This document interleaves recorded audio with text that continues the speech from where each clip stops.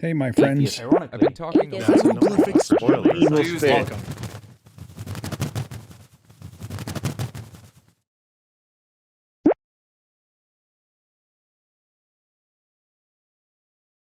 Welcome to another Dumb Things People Say to Atheists, the series that's on a playlist so you can hear me say welcome to another Dumb Things People Say to Atheists several times in one day, a comforting ritual that I'm sure never gets obnoxious. On this particular day, we're going to be looking at another one of those dumb things that, like stop pushing your atheistic worldview, you're not as likely to hear in as many words directly from a Christian. You might run into the occasional personal anecdote, as I have, but you're much more likely to hear it woven into the totally real backstory of a professional apologist. And that is, I used to be an atheist. Yes, of course you did.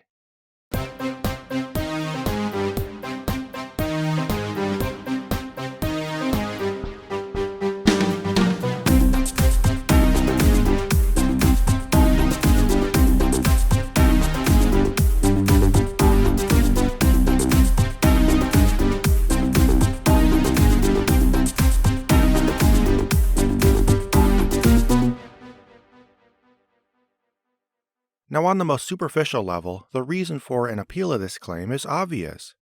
Everybody likes to hear stories of how someone on the opposite side of the argument changed their mind and now agrees with their side.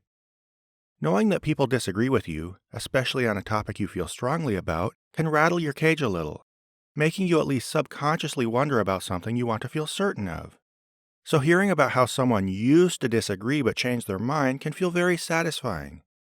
It alleviates this tension and shores up a group narrative about how obviously right your side is and how anybody would agree with you if only they knew what you know. This is something we all, to one extent or another, whether or not we want to admit it, enjoy. But for Christians, the pressure to hold on to this narrative is even more intense. As I've explained in past videos, they believe that their God wants us all to have the truth and is perfectly capable of passing it on to us. So the idea that atheists are sincerely mistaken can be hard for them to swallow, because it implied that God fails to give us this truth and then punishes us for not having it. Also, the Bible says we only disbelieve because we're willfully horrible, so their perspective's kind of poisoned from the start. On top of this, I think deep down many of them struggle with the plausibility of what they believe and are neurotic about making sure they and especially their kids keep believing it. Add to this the fact that they see belief itself as a virtue, and you can imagine how they might be especially invested in a clean-cut, obviously right versus obviously wrong narrative. Thus, there's a huge tendency within modern evangelicalism to want to believe a few things about non-believers. One, we tend to be bad, often horrifying people because of atheism. Of course, they'll admit some of us can sometimes be good people, how very magnanimous of them to grant that, but atheism gives us no reason to be decent and every reason to be plain evil. 2, we mainly became atheists and stay atheists for some stereotypical combination of irrational or ill-intentioned reasons. And 3, the evidence in favor of God and Jesus in the Bible is so blindingly obvious that it should instantly change any honest person's mind the moment they hear it. Now, a lot of people are tempted to characterize their opposition like this to some extent, but evangelicals lean into this narrative so hard and focus on it so obsessively that it becomes the lens through which they view atheists and their interactions with atheists. Just look at how they approach this topic in practically, if not literally, every piece of popular Christian media. The main atheist is always portrayed as an insufferable asshole. If the movie bothers fleshing out further motivation for his non-belief, it will be some form of personal tragedy, career or financial opportunity, desire to party or otherwise sin, unwillingness to let go of some personal status, and so on, sometimes in conjunction with the fact that he's apparently never heard a simple argument for Christianity in his entire life. It's always some of these, and usually more than one. Unless, of course, they write the character so flatly that he's an asshole is the only explanation. And sadly, that's explanation enough for too many Christians. At some point in the movie, this caricature, will be confronted by what any real-life atheist will recognize as an eye-rollingly tired, sophomoric apologetic that Christians have been repeating verbatim for decades. And of course the movie atheist, since he's not a real-life one, will immediately, if only deep down, see the argument as a mind-blowing slam dunk that should compel him to start believing in God right then and there. But he won't believe yet, Because first he has to brood and get really sad and maybe lash out at people in astonishingly inappropriate ways because atheism is so empty and unfulfilling, yet he also doesn't want to let go of the superficial benefits like pride and sin. It's here that his actual journey begins. Because his journey, and the story's main arc, is not about working through what he should believe based on a thoughtful exploration of actual arguments and evidence. It's about how he works through whatever shitty personality traits made him an atheist after the writers rush him through an obligatory paper-thin parody of the arguments and straight to God. So why did I spend all this time talking about Christian media? Well, to illustrate a very simple point. That, by all appearances, I used to be an atheist backstories are themselves scripted Christian media, and they follow the same absurd, insulting formula as Christian movies. Seriously, read any of them, and you'll find they go through some version of these points with uncanny predictability. And their former atheist selves bumble through this routine with such inability to articulate even basic atheist positions or anticipate the most mundane Christian argument that I can't even find them believable as dumb atheists. Now by this do I mean these apologists are all lying? Well, I guess my answer would be a very begrudging not necessarily. I'm fairly certain most of them are at least fudging if not entirely fabricating their backstories, but I can't read minds, so I don't know this and don't want to assume as much. Who knows, maybe elements of some of their stories are true to some extent. And I can see how a Christian might, over the course of years, revisit his past experiences, filling in gaps with impressions he got from theology, apologetics, and other people's testimonies, until he started seeing his own personal journey in cartoonishly stereotypical terms. It sounds a little far-fetched, at least divorced from any kind of deep-seated narrative-building motivation, but we can rarely know to what extent any of them are consciously lying, and I'm sure it varies a lot by degree. In the end, though, the relevant point is that these stories are so implausible, self-serving, and just plain stupid that for all practical purposes they serve the function of lies whether or not they are. Take these quotes by Lee Strobel from his student edition of The Case for Christ, for example. Our teacher explained that life originated millions of years ago when chemicals randomly reacted with each other in a warm yada yada yada. If evolution explains the origin and development of life, then God was out of a job. What did we need God for? Life was just the natural result of the random interaction of chemicals. To my mind, this was great news. Finally, here was my rational basis for atheism. If evolution explains life, then the first chapters of the Bible must be mythology or wishful thinking. For the first time, I had a rational reason to abandon Christianity. After that day in biology class, I had even more reason to party. After all, I'd figured out that God did not exist, and that meant I was not accountable to Him. I would not have to stand before Him someday to be judged. I was free to live according to my rules, not His dusty commandments that I had been force-fed in confirmation class. To me, all this meant that nobody else mattered until they made me happy. But after a while, I noticed I really didn't care about other people. I once interviewed a grieving woman whose young daughter had been raped and murdered. As she poured out her pain, I was thinking, wow, these are great quotes, and I'm the only reporter who's got them. I didn't care about her daughter or her despair. I was after a front-page byline and another bonus from the boss. What finally brought me to faith in God was truth. I was a journalist. I had legal training from Yale, blah, blah, blah. And of course he'll go on to investigate how obvious the truth is once he can bring himself to see it. Now, while I can't know what Strobel intended when he wrote this, it's clear that, with maybe a couple weird exceptions just to cover my bases, no plausible version of any real-life person has ever thought or behaved this way, and it falls so cleanly in line with childish Christian stereotypes that I don't know how to interpret it as anything other than at least semi-deliberately constructed fiction designed to reinforce these stereotypes. Essentially, this kind of I used to be an atheist story is written to portray the apologist's past self as the same villainous buffoon we see in God's Not Dead in practically every other Christian movie for the purpose of making the same point. But it carries more weight because it's purported to have happened in real life and the apologist is admitting it about himself. The apologist tells how he discovered some routine level 1 idiocy about the Kalam cosmological argument, or the number of New Testament manuscripts, or the number of eyewitnesses who saw the resurrected Jesus, or the evidence for the empty tomb, or whatever. And even though any halfway engaged atheist has heard and debunked these arguments 1,000 times, he's writing the story, so he gets to show himself discovering them on some long, involved quest and putting them into writing as if for the first time, even though he could have found the same thing said in the exact same words by wandering into any church library and picking a book at random, with his mind of course being blown by every discovery. And of course we all but know it's bullshit. But the problem is when he models himself succumbing to these arguments, he trains Christians to think that any atheist should succumb to the same arguments just as easily, which is a large part of why, when you don't, they get agitated and think you're just being stubborn. After all, if this top-notch atheist, who might have been, for example, a hard-boiled reporter or a no-nonsense tough-as-nails detective, even though these jobs have nothing to do with evaluating ancient textual evidence and no ethical member of either profession would claim he's qualified to do so, immediately changed his mind when someone told him the disciples wouldn't have died for a lie, then why won't you? And of course, since the apologist, again as in the movies, depicted his past self only resisting the arguments because of past hurts or a desire to sin or some similar nonsense, the answer is that you're only ignoring the evidence for the same stereotypical reasons. See, a lot of elaborately clever stuff is built into these narratives, which is why they so effectively undermine Christians' interactions with atheists. The fact is, Christians aren't all just trying to be shits toward us.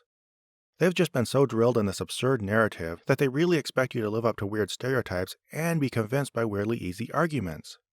But there's an area where this gets muddy. A lot of Christians can honestly say they used to be an atheist, depending on how they use the word.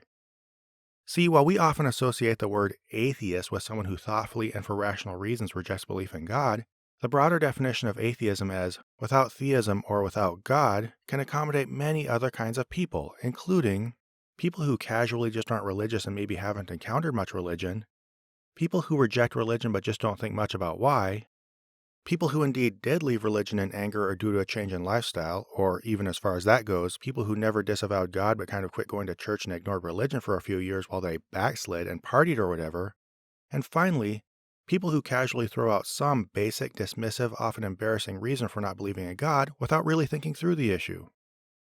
The problem is, while these people can be construed as atheists, and while a Christian might sincerely say he was an atheist during a time he was running around partying or drinking or whatever, this turns atheism into a dumping ground for practically any kind of non-religious person, making things tricky because it gives former atheist street cred to any Christian who used to be any kind of non-religious idiot, thus attaching a lot of stereotypical attitudes to atheism.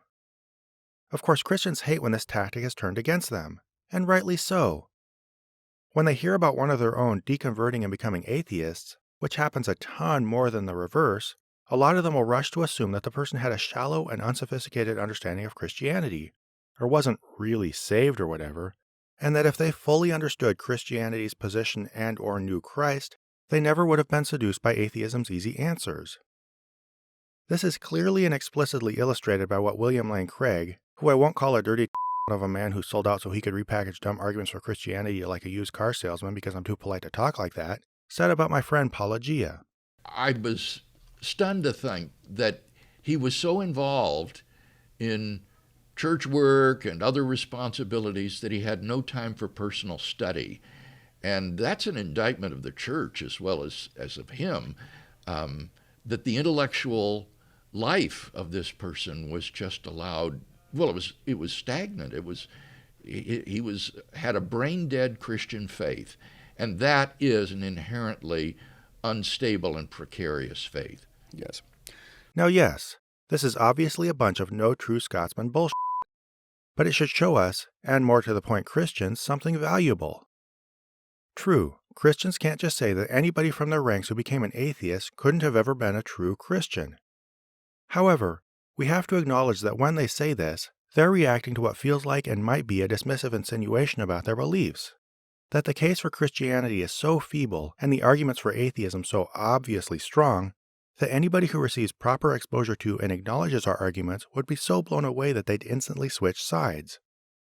Now, is there any truth to this? I would honestly have to say yes, a little. Christianity indeed depends on sheltering people and keeping their thought processes looped into prepackaged arguments and statements of dogma, and mere exposure to contrary ideas, properly considered, will almost always erode at their faith. However, this can never be anything more than an anecdotal and internal understanding we hold, and when it happens by degrees, often resulting in the person just shifting to a different understanding of their own faith. It certainly doesn't happen as quickly and neatly as an "I used to be a Christian" narrative can imply. And more to the point, it wouldn't be a useful phrase for us to throw at Christians. And when we did, they would naturally, understandably, chafe at the insinuation that one person's story of leaving the faith because it's so obviously wrong says anything about how dumb their faith is or whether they're rational for remaining in it. "They weren't really a true Christian" is obviously a fallacious overreaction to this insinuation, but I can honestly understand it, depending on how it's used. It's a grossly blunt and yes, wrong version of a better retort, which would be, all kinds of people with all kinds of practices, level of intelligence, and depth of understanding of their own faith fall under the label of Christian. So it means very little about me when another person steps out from under this label. Now, yes, that was a lot about Christians, but I was obviously just exploring the same concept in reverse, which is a valuable thing to do, both to show them how their line sounds to our ears and, if we're to be charitable and fair, be on guard against throwing our version of this dumb thing back at them. Obviously, we can't claim that a mere anecdote about a Christian becoming an atheist says anything about the strength of the Christian position. But conversely, and just as obviously, a Christian can't claim that an anecdote about an atheist becoming a Christian says anything about the strength of the atheist position. We have to suspect that all kinds of people from both sides will bring forward testimonials about how they used to be on the other side but learned something and switched. It's so obviously going to happen it's kind of mundane, and bringing it up proves nothing and will only trigger endless arguments over whether the person was a true or qualified Christian or a true or qualified atheist. Now, these stories might help us better understand our own personal journeys, but we all, Christian and atheist both, need to avoid the temptation to take more solace in them than we should, to see them as an object lesson in how obviously right we are and how obviously wrong the other side is. And we most certainly need to avoid wielding them as rhetorical weapons as if our specific anecdotes prove anything. Thus, when you hear any version of, "I used to be an atheist," you might calmly and politely 1. Clarify that the word atheist can describe a lot of people, not all of whom are like you. 2. Explain that a lot of atheists and Christians switch sides, so this really means nothing, and that 3. You're best off refocusing on the actual arguments instead of what other people claim to have been convinced by. And if you feel it's constructive with a person you're speaking to, you might also 4. Try to convey something of how implausible and formulaic apologist backstories often are, and how this undermines the conversation. Hopefully, especially if you can get across something about how "I used to be a Christian" can sound to a believer, you can shed some realistic light on this truly dumb thing people say to atheists.